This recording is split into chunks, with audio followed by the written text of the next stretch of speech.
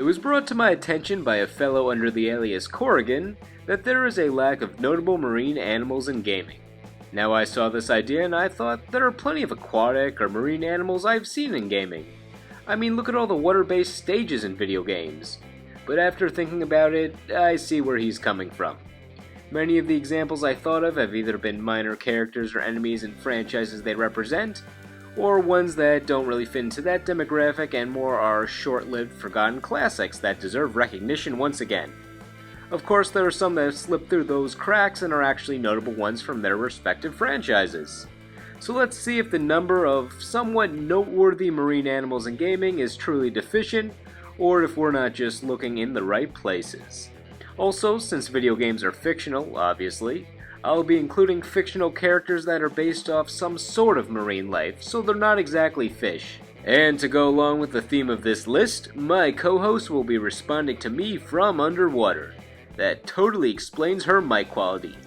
Definitely not like that for any other reason. But I can't swim! That's a minor setback. Anyway, let's take a look at the top 10 marine animals in video games. Number 10. James Pond. Did that pun hurt? Well, get used to more of them from this franchise.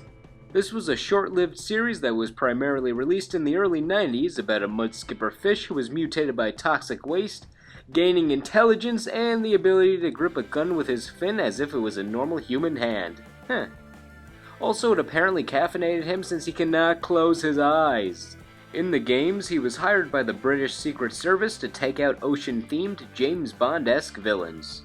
The game had James Pond solving puzzles underwater, with his main power being bubbles that trap enemies, because I guess that's the most useful thing a gun can do. And I said there'd be more puns, so here they are. Every level of the game, named after James Bond movies like A View to Spill and Leak and Let Die. Number 9.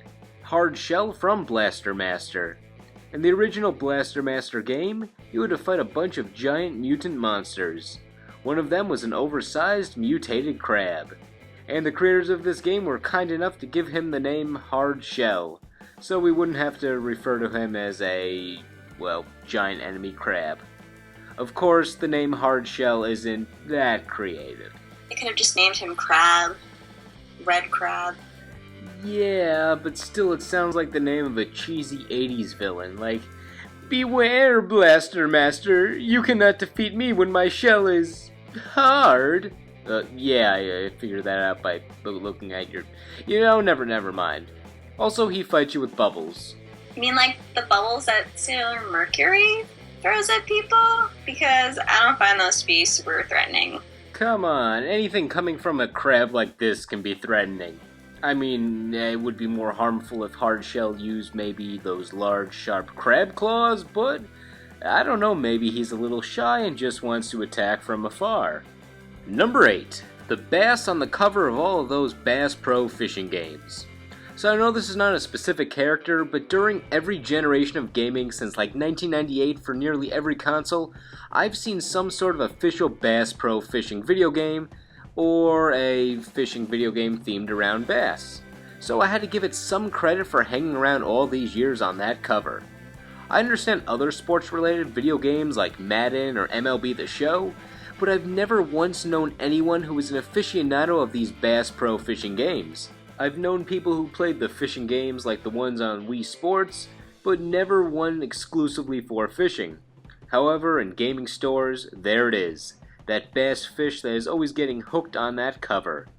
There clearly is enough of a market if these games keep coming out and being put on shelves, or they're just really cheap to make.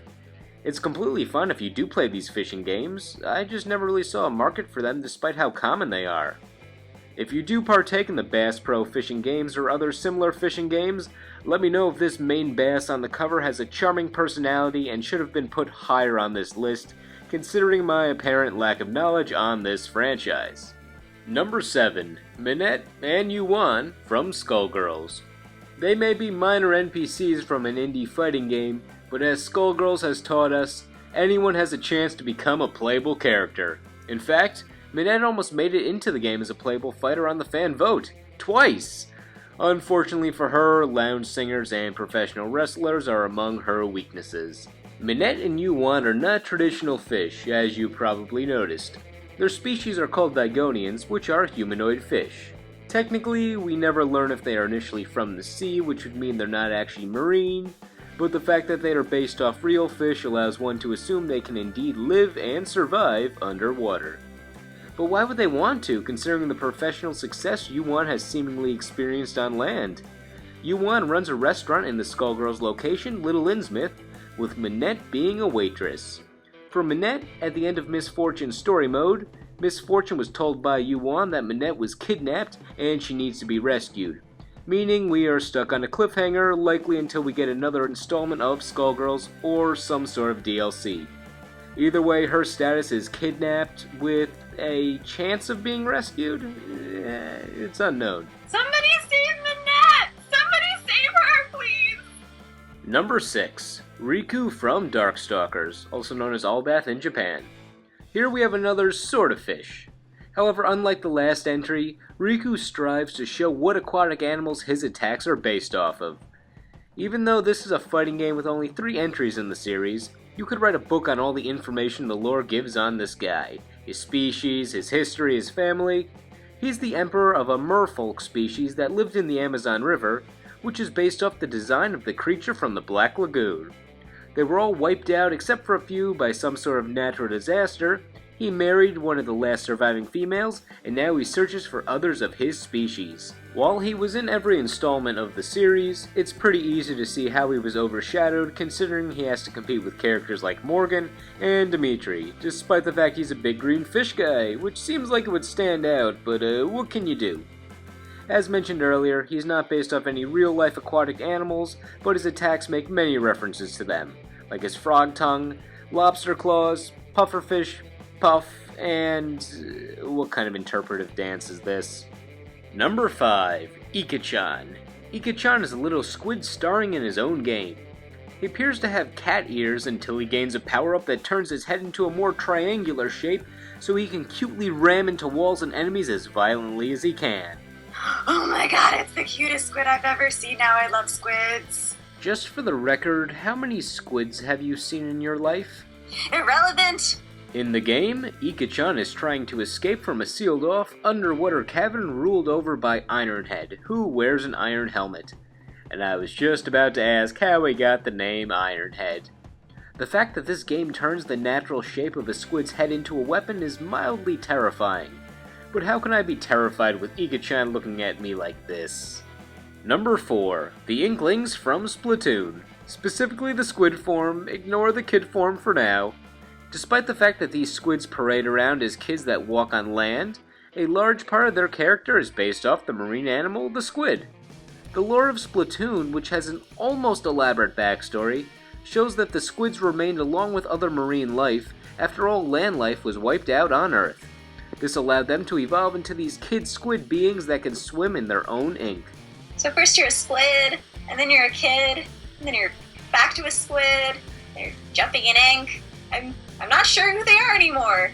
This is an identity complex crisis here. Actually, you're a kid now, then you're a squid now, but to go into that anymore would cause me to talk about a song no one wants to be reminded of. With a majority of the marine animals discussed, they are bound to underwater environments or levels with a large amount of water, so seeing a marine animal outside of a fighting game that could primarily walk on land is pretty rare, even if they have to turn to squids as some sort of human-squid hybrid that is mostly human on land to do so. A secondary indirect power of the Inklings is printing money. Seriously, Splatoon sold 1 million units in less than a month. Good thing these Inklings have such an enjoyable method of fighting and we don't just have to settle their differences with a rousing game of chess, or else Nintendo would have to find another cash cow, or make another Mario game. Number 3. Every water-type Pokemon. No, that's like cheating. There are way too many. Let's just say the Hoenn region instead. I mean, how much of it is just one home for sea creatures? Like, what, 1/3? So just, I don't know, hop on your Goldeen and have fun exploring this large blue area. Enjoy the tentacles. Wait, I think I'm missing the animal part with that choice. Okay, how about just Team Aqua? They use all types of Pokemon based off aquatic animals like sharks and whales. Of course, if I pick Team Aqua, that means I'm actually picking the people. Okay, fine. Team Aqua doesn't work as well, despite the fact that they want to expand the ocean for water creatures. Alright, I'll choose just one water-type Pokemon. But which one? Perhaps a legendary one. How about Vaporeon? Because Vaporeon's awesome! That's, a compelling argument you got there, but what about Magikarp? The lovable loser of the bunch. He just loves to splash. No, did you not hear me the first time? Vaporeon! Vaporeon! Alright, I see where this is going, so I'm gonna bypass it all and choose Relicanth. It's a humble Pokemon, it has a map on its body, and its face is made of stone. Plus it can learn Strength and Rock Smash, and I just like the idea of a trainer throwing his fish at a rock to make it go flying, or smashing it against a rock until it breaks. Don't worry though, no Pokemon were harmed in the making of this poor animation. Number 2. Boss Bass and Big Bertha from Super Mario Bros. 3.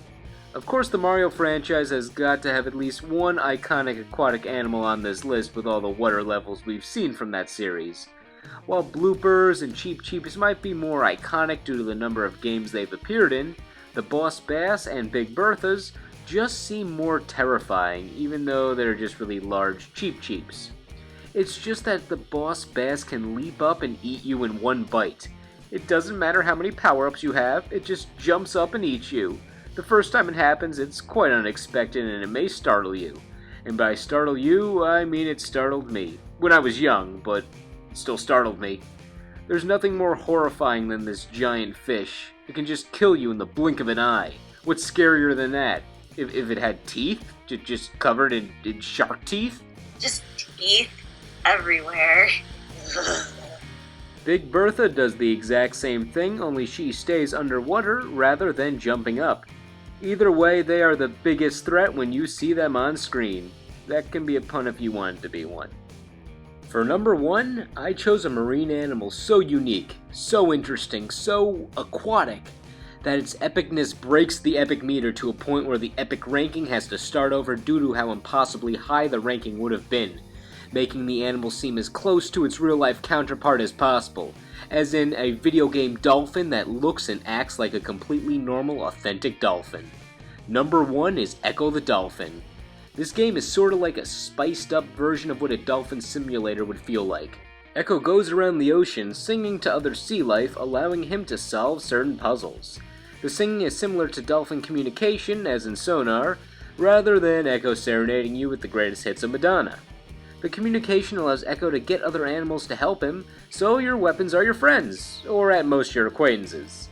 He can also regain health by eating other fish, and just in case that isn't realistic enough for you, he needs to go to the surface for air once in a while to prevent himself from drowning, since, like all dolphins, he's a mammal. Ecco's own attacks involve him ramming himself into enemies, which is the most realistic way you can make him fight, I guess. And to jump in the air, you have to build up momentum for the highest jump. So I guess what got this dolphin to number 1 was realism. And isn't that what we all want? You can't get any more down to earth than a game with a dolphin who just wants to solve puzzles. That is, if you ignore the fact that Ecco's family is sucked into a wormhole, meaning Ecco has to travel back to prehistoric times, millions of years in the past, to get the proper tools he needs to save them, be put back in his proper time period, and then fight the aliens that abducted his family in order to restore order. Whew. Yeah, Ecco solves his sci-fi issues with some realistic tools a dolphin would have to use. He may not be the most iconic character, or be in the best game, or even have the most interesting powers, but his drive to defeat enemies he has no feasible chance of winning against with the tools nature gave him is what propels him to number 1 on this list. So, agree? Disagree? Who's your favorite aquatic animal or animal-like creature in video games? Let me know. Thank you all for watching. Also, you can come out of the water now.